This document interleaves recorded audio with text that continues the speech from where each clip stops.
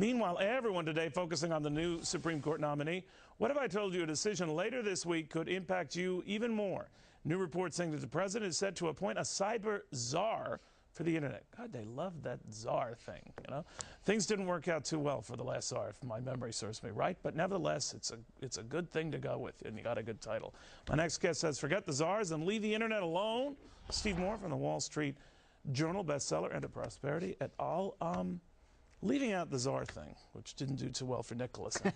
What do you make of what they're doing here? I guess this would be an omnibus sort of overseer of security. Right. Well, it is interesting. We do have, what, a car czar, a bank czar, a drug czar. You know, we have a lot of czars in Washington, D.C.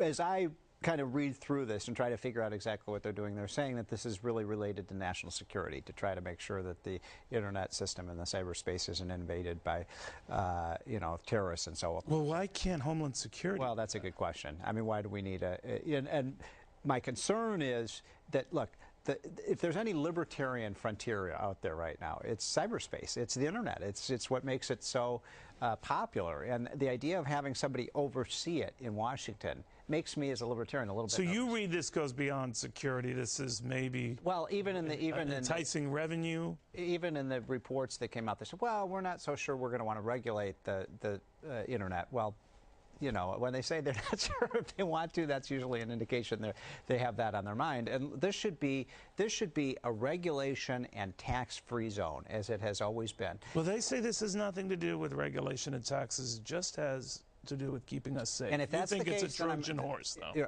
Well, look, if this is about making sure that the system isn't invaded by terrorists, then I'm all for that. You know, because the internet is a huge part of our commerce today. I mean, but I immediately thought if you want to make it right. But if I wanted to make it safe, then I could argue you're going to have to pony up to make it safe. It's going to cost you to make it safe, right?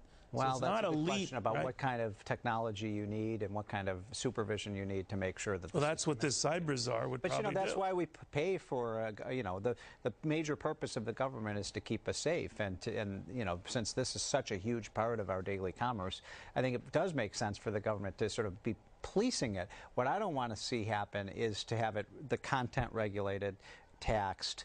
I don't want to see things where they're basically telling you what you can and can't put on the internet. I mean, this is really what makes this such an exciting. Well, what I worry about even more crassly is just a great source of revenue, and under the guise of cybersecurity and a lockbox for protecting security, so to speak, it is a great convenient treasure chest of fees for those getting on a site, getting off a site, doing commerce on a site. And you don't have to be, you don't have to be paranoid to think that might be coming. I mean, we know that there's been all sorts of efforts by the retailers, because the brick and mortar retailers don't like the fact that you can go online and buy things, oftentimes, you know, sales tax free and so on. So there's been a movement for the last 5 or 6 years to tax internet sales and things of that nature. This facilitates that. Well, if you need money.